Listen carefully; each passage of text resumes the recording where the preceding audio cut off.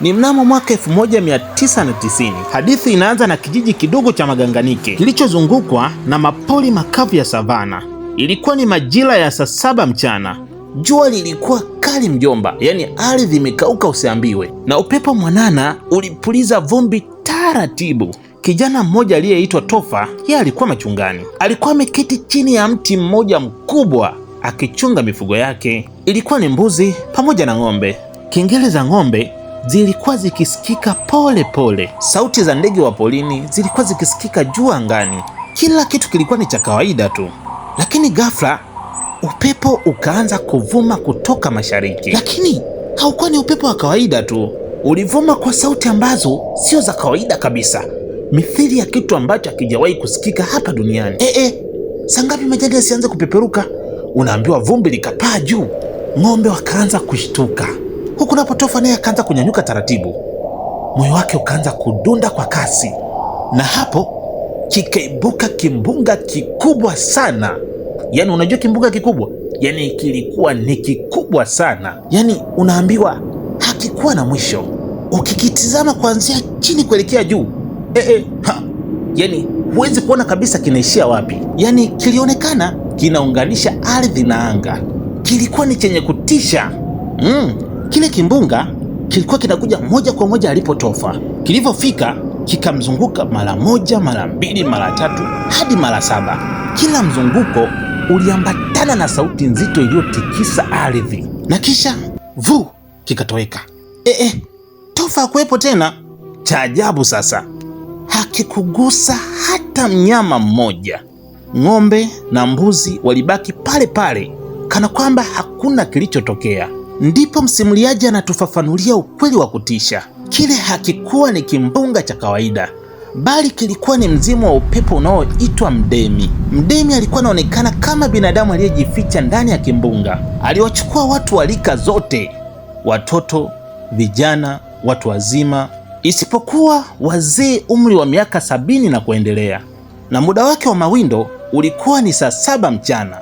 Kila siku, kila alipokuwa akimchukua mtu, alimpeleka kwenye pango kubwa sana lililokuwa limejificha milimani.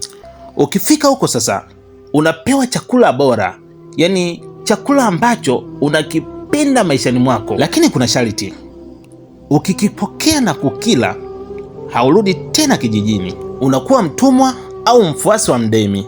Hautowaona tena ndugu zako wala kurudi uraiani mpaka pale utakapokufa. Lakini kama utaweza kuvumilia siku 3 bila kukubali chochote, mdemi atakurudisha pale pale alipokuchukulia. Ila kuna sheria moja kali kuliko zote: ukirudi kijijini na ukatoa siri ya mdemi, pale pale unageuka kuwa kichaa. Mdemi alipomchukua Tofa, moja kwa moja akampeleka kwenye pango kubwa sana, pango ambalo lilikuwa limejificha mbali na macho ya wanadamu. Ndani ya lile pango kulikuwa tayari na watu wengi wanaoishi humo. Unaambiwa wengine waliletwa miaka mingi iliyopita, wengine ni zaidi ya miaka 10 tangu walipochukuliwa, na akili zao zilikuwa tayari kabisa zimeshasahau maisha ya duniani. Walikuwa wameshazoea maisha ya pangoni. Kwao huo ndio ulikuwa kama vile ulimwengu wao wa kawaida kabisa. Turudi kwa Tofa. Wakati Tofa amechukuliwa kule akiwa anachunga mifugo yake, alikuwa na njaa kali sana. Akiwa ndani ya lile pango, aliletewa chakula. Alikipokea kwa hofu. Hakujua sheria, hakujua masharti. Akaangalia pembeni, aliwaona watu kama yeye, wengine wakipika, wengine wakicheza, wengine wakiendelea na shughuli zao za kila siku. Hapakuonekana kabisa kama ni mahali penye mateso. Tofa akawa amepaamini bana, pasina kujua kabisa kama anaingia katika ulimwengu wa roho. Moyoni akasema, pengine labda nikila chakula hichi nitakuwa huru.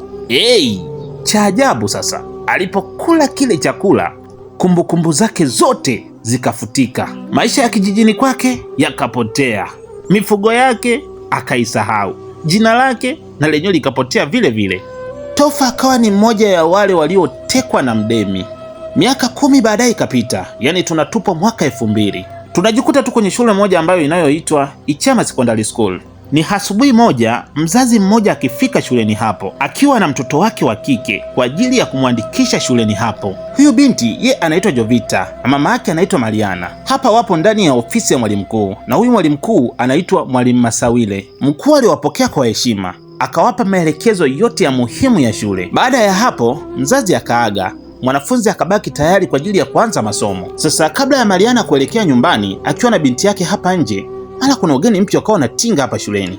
Alikuwa ni mzazi wa kiume na yeye pia amekuja kumhamishia kijana wake kwenye hii shule. Huyu kijana yeye anaitwa Abasi na huyu mzee anaitwa Moses, ni baba yake na Abasi. Na huyu Moses amehamia kwenye hichi kijiji kwa muda mfupi tu. Yeye amekuja kwa operation maalum, yani amehamishiwa kikazi. Moses yeye ni spy, yani askari mpelelezi. Hapa kuna kazi maalum imemleta kwenye hichi kijiji. Moses anaishi na mtoto wake Abasi kwa sababu mke wake alishafariki kitambo tu. Sasa Moses pamoja na mama yake na Jovita wakawa wanasalimiana pale, yani Mariana. Basi baada tu ya kumaliza kusalimiana pale, kila mmoja akawa na njia yake. Lakini kilichoshangaza zaidi ni pale Jovita pamoja na Abasi walivyotizamana. Ilikuwa kama kuna kitu kilichosema ndani ya mioyo yao, yani kana kwamba kama vile kuna sehemu alishawahi kuonana vile, lakini hawakumbuki ni wapi. Basi bwana, baada ya hapo Abasi na babake wakawa wameingia ofisini kwa mwalimu mkuu, huku napo Jovita akaelekea darasa lililoelekezwa na mama yake pia akawa ameelekea nyumbani.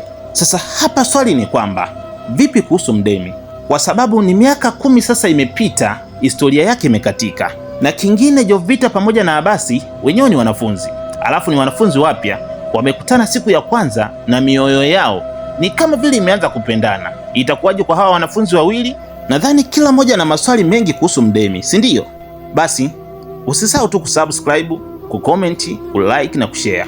Na hii ni simulizi yetu safi kabisa, sehemu ya kwanza tu ambayo inaenda kwa jina la Mdemi. Basi ningependa kuwaomba tukutane katika episode inayofuata. Na hii ni The World Plus 2. Ulikuwa nami explain wako la Mtanzania AK Mbuga Boy. Hivyo usahau kutana notification bell, kusubscribe, kucomment na kulike. Shayo.